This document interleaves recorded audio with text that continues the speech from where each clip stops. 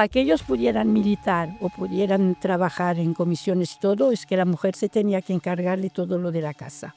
Es decir, era machismo puro.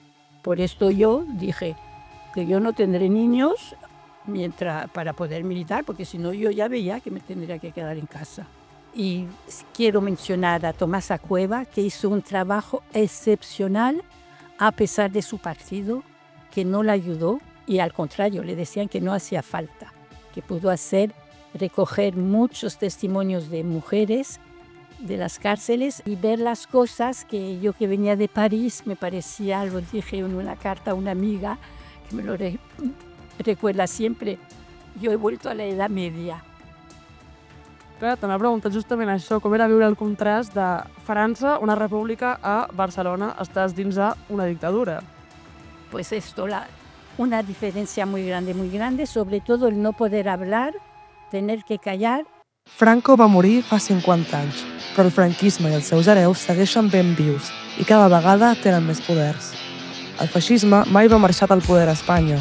Els franquistes han estat sempre el poder polític, econòmic, mediàtic i judicial durant 50 anys i ara volen que tornin els temps grisos, els temps dels grisos.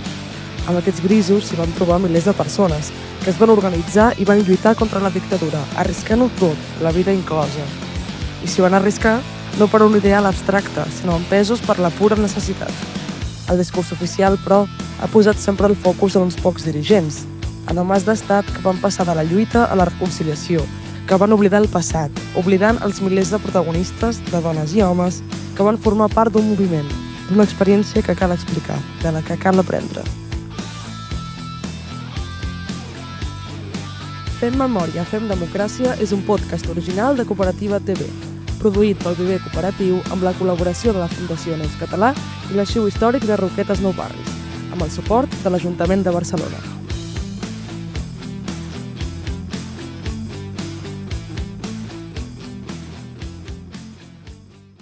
Continuem aquesta sèrie amb una de les protagonistes d'aquesta història de lluita i d'organització en plena clandestinitat, que va ser l'antifranquisme i en concret del que va ser el PSUC. Ella és la Rosario Cunillera, una militant comunista de pares represaliats i exiliats a França, que fou militant del PSUC i en l'actualitat és militant de Comunistes de Catalunya, així com membre de l'Associació Catalana de Persones Expreses Polítiques del Franquisme. Hola Rosario, moltes gràcies per acompanyar-nos i per estar avui aquí amb nosaltres.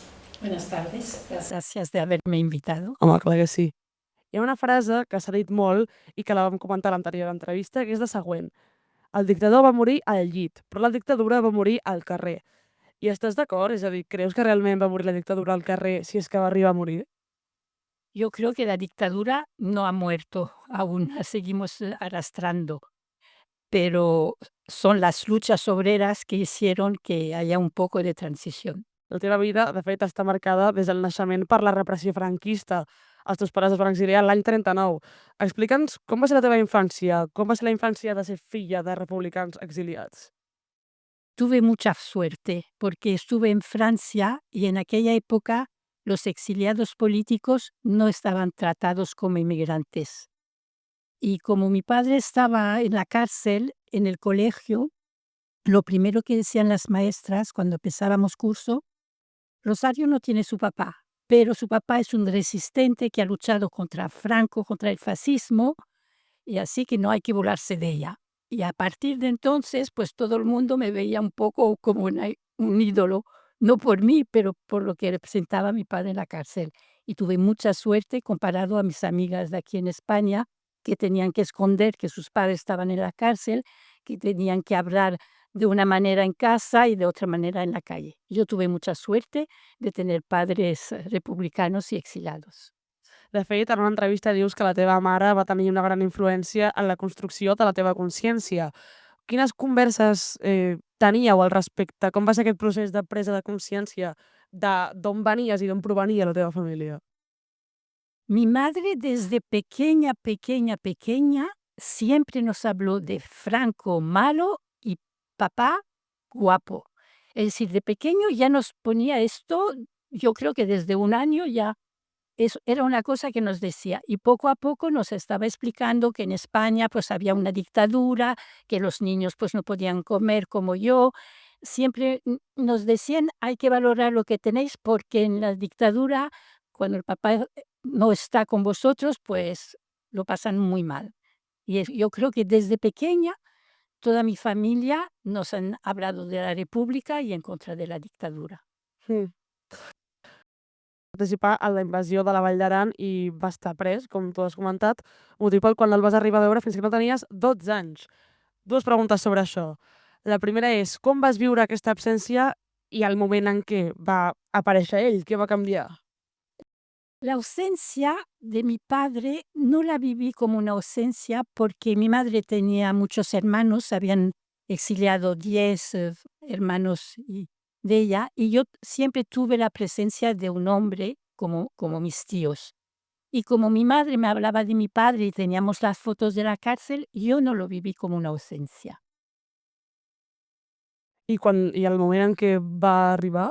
Bueno, cuando vino, pues yo la verdad, como estaba muy ilusionado con mi padre por todo lo que se hablaba de él, pues fue una gran ilusión y estuve muy, muy contenta. Y yo lo acepté como un ídolo también. Mhm. I et va explicar tot el que havia viscut en la seva participació militar com els anys a la presó?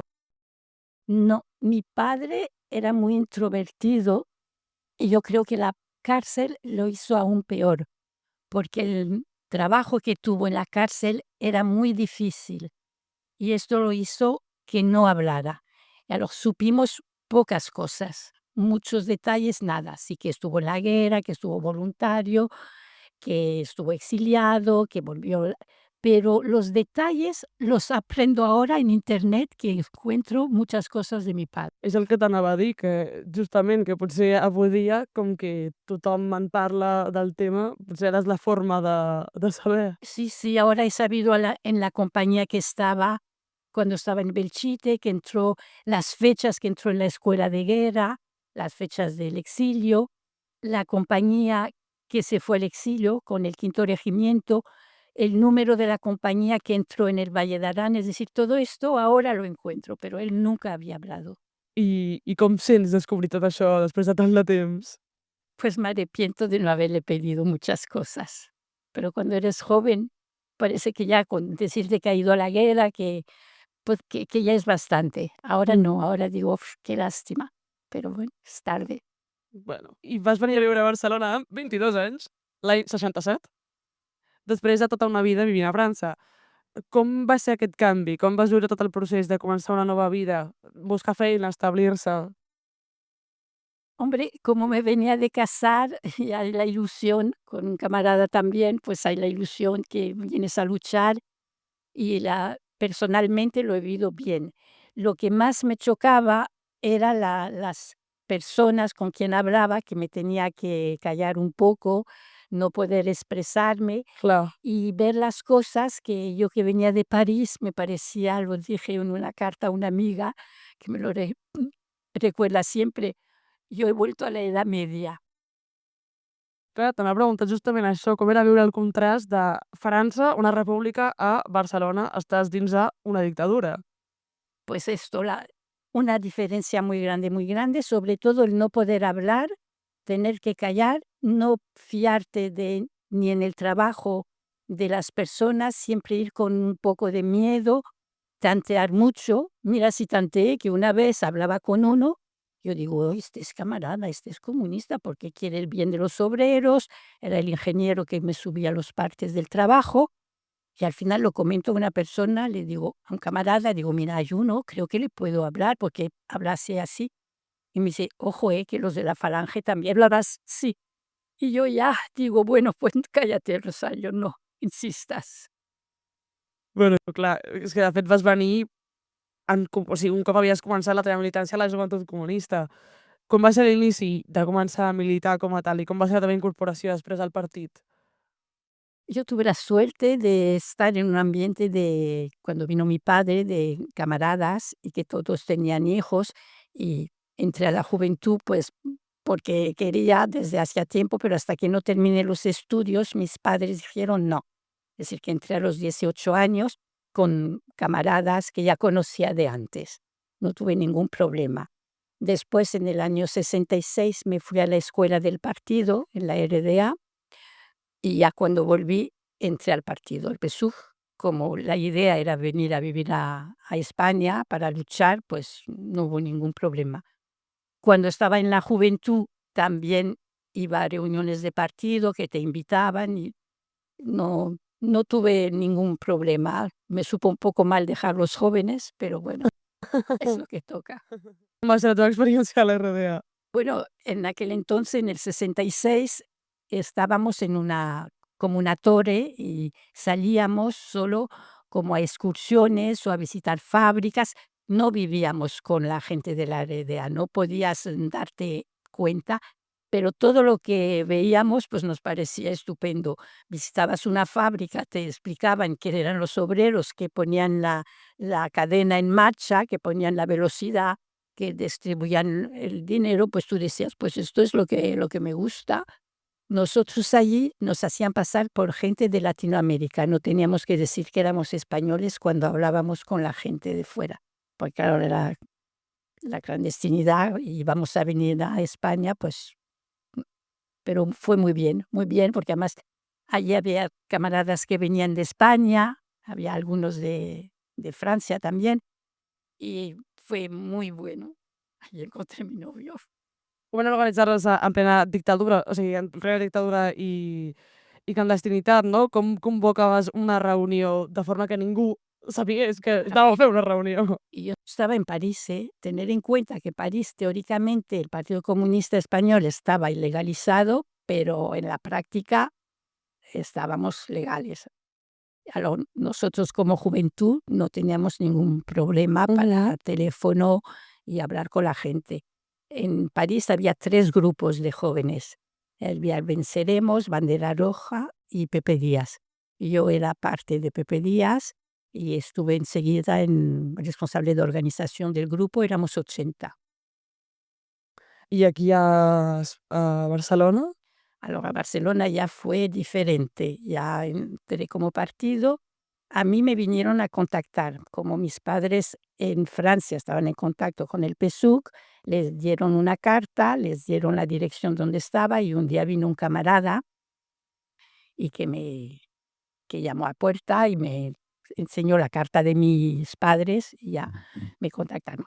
Y allí entré en una célula de barrio y después, como trabajé en una empresa del metal, pues este camarada que trabajaba en la SEAT, Pedro Hernández se llamaba, me hizo entrar en comisión obrera.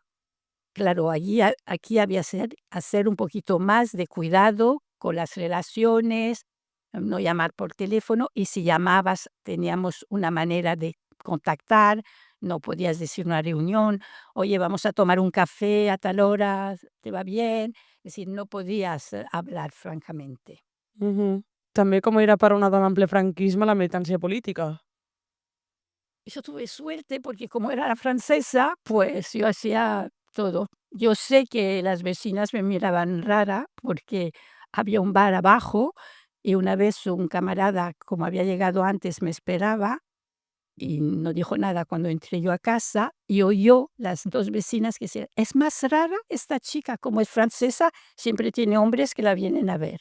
Yo, bueno, pues a mí me es igual, la verdad, pero yo no tuve ningún problema como las mujeres de aquí, porque, Però i a les teves companyes d'aquí veies que tenen més dificultats? hombre, sí, también dependían del padre, no, O del marit? o del marido, no podían abrir una cuenta en banco. Yo tenía mi talonario, bueno, con mi compañero, pero bueno, yo no había visto ningún problema. A mí, yo no tuve ningún problema, no sé si porque la gente me consideraba francesa.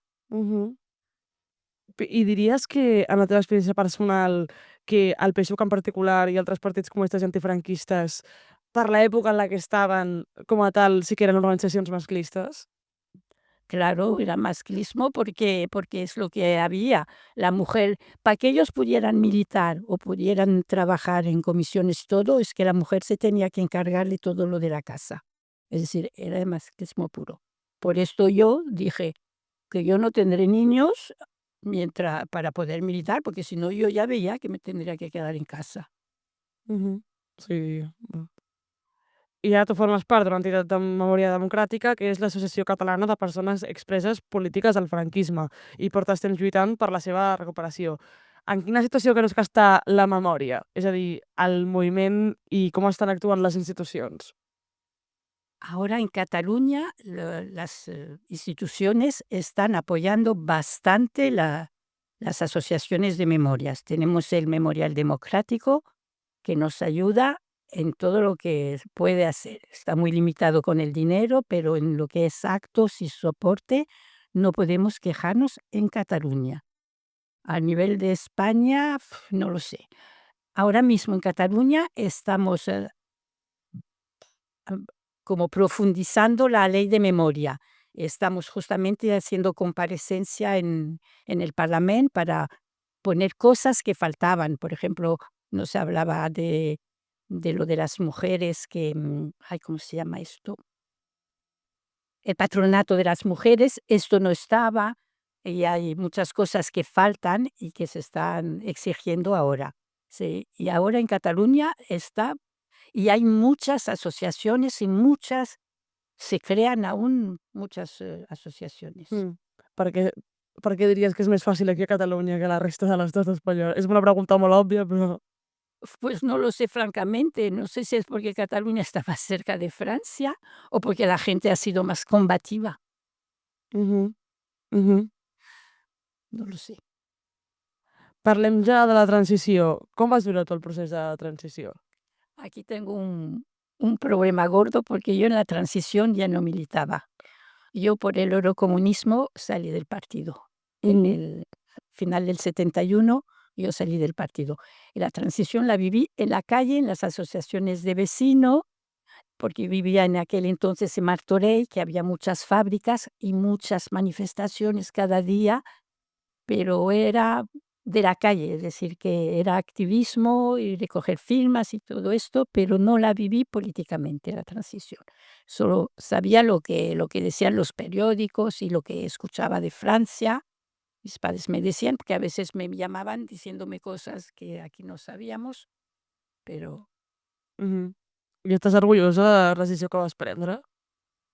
sí, sí, sí, sí, sí, porque yo no había venido a España para pactar con las instituciones y con los políticos De turnos. de turno, no. Mhm. I les posicions de reconciliació i d'oblit eren una forma de pensar arrelada en les bases o una posició imposada? Bueno, això té més sentit si haguessis estat dins del partit mentre a No, la lo de transició, però... la reconciliación sí que lo vimos bien, porque esto ya venía de los años 50, 56, creo, del Congreso. La reconciliación sí que lo vi a mí. El olvido es lo que no pude Soportar. soportar. Y quiero mencionar a Tomasa Cueva, que hizo un trabajo excepcional a pesar de su partido, que no la ayudó y al contrario, le decían que no hacía falta, que pudo recoger muchos testimonios de mujeres de las cárceles y ha hecho 3 libros sobre las mujeres. Pues Tomasa Cueva era una camarada que estuvo muchas veces en la cárcel, que estuvo mm, torturada, que una vez que salió de la cárcel, creo que estuvo 3 meses en la cama sin poderse mover de las fracturas que le habían hecho las torturas de la espalda, que siempre estuvo compañera de un dirigente muy nombrado, pero es ella que hacía el trabajo de correr, de venir. Yo vino a mi casa cuando Dolores Ibarruri iba a cumplir años y vino a enregistrar para que mandáramos desde España una salutación a Dolores. Es ella que me traía muchos papeles que yo tenía que hacer en clandestinidad, porque esto no lo hemos hablado, pero en clandestinidad en el 69, con estado de excepción, tuve 3 máquinas de escribir en casa porque la gente tenía miedo y, y ya salí de la célula y estuve en el aparato de propaganda me venían a traer papeles que yo tenía que pasar para el ciclostil para después llevarlo a la máquina que hacían o los artículos o los periódicos o las octavillas. Es decir, pues Tomasa muchas veces es ella que venía a traerme los papeles, tienes que hacer esto para lo de la universidad, pero era que Miguel que se lo daba para hacer. Es decir, ha sido un activista, una persona que no ha tenido muchos estudios, pero tenía una inteligencia y una visión de futuro y de lo que había que hacer que muchos gente intelectuales no lo han tenido en su día. Ujú. Es una gran mujer que no está valorada. En los años pues 70, 72, 73, o hasta 74 creo, ella fue con una grabadora a buscar todas las mujeres que ella había conocido en la cárcel. Y a Qué partir de fuerte. una mujer que ella conocía, pues esta mujer le decía a otra mujer y otra mujer. Y hasta grabó mujeres que no querían que las familias supieran que habían estado en la cárcel. Gente que habían estado jóvenes, que después habían casado y tenían familia, no querían que los hijos supieran. Así que decían, no, hoy no vamos a grabar, ya vendrás otro día, cuando no haya nadie en casa. Y fue recorriendo toda España. Se pagó ella los viajes y se pagó ella la edición de los libros. Fueron 3 tomos, se los pagó ella de su bolsillo. Ahora yo tengo el libro que ha editado la Universidad de Zaragoza, que es un libro espesísimo, que lo tengo como oro en paño, como diría mi madre. De quina quantitat de dones estem parlant? Quin nombre? Yo no sé si decirte 1000, ¿eh? Uau! Es que no, el libro es así, y son 2 o 3 páginas solo. Per cada persona? Sí, Oh, uau, hay muchísimas, muchísimas. que fort. Bueno, clar, això em fa pensar, no, que és que la qüestió és que gran part de tota aquesta memòria, si no ens la feia nosaltres, no, bueno, vosaltres, la gent que jo no, perquè no hi era, evidentment, la gent que estava lluitant no la feia ningú, perquè evidentment per part de l'Estat la idea no era: "Vale, ara anem a recordar tot el que hem fet", sinó anem a posar-ho per sota la catifa y pretendre que res ha passat. Claro, pero en los años 80, que es cuando se hubiese tenido que hacer esto, que había Ujú. muchas personas aún vivas, esto se tapó, tanto el Partido Comunista como el Partido Socialista, que es el gran culpable que la memoria esté como esté, porque claro, el Partido Comunista hacía lo que podía, algunos hicieron algunos libros, pero no podían porque no tenían medios. Pero el Partido Socialista, con la mayoría absoluta, podía haber hecho lo que estamos haciendo ahora y ahora, Quan tocava. porque hace como unos 7, 8 años aún viene gente para saber gente que ha vivido de la guerra, digo, pues que ya no quedan, muy pocos. Total. I que a banda és el mateix partit que ara sí que s'està posant la medalleta de anem a impulsar totes aquestes lleis perquè hem de recordar, perquè hem de etcètera, etcètera. Que després també, per començar, no tenim ni museu oficial de l'estat del franquisme. Bueno, y ya ves cómo están en Valencia, Sí. estoy quitando todo. A Paterna. Justamente ayer estábamos en un acto sobre memoria con el Fernando Martínez, el secretario de Estado, y el Espadaler y todo esto, y hubo unas preguntas que dijeron, bueno, ahora hay una ley de memoria estatal, que ahora se van a gloriar el Fernando Martínez, hay una ley estatal y la tienen que respetar porque es estatal y todo. Pero alguien preguntó, pero si ganan los otros, ¿esto está blindado? Esto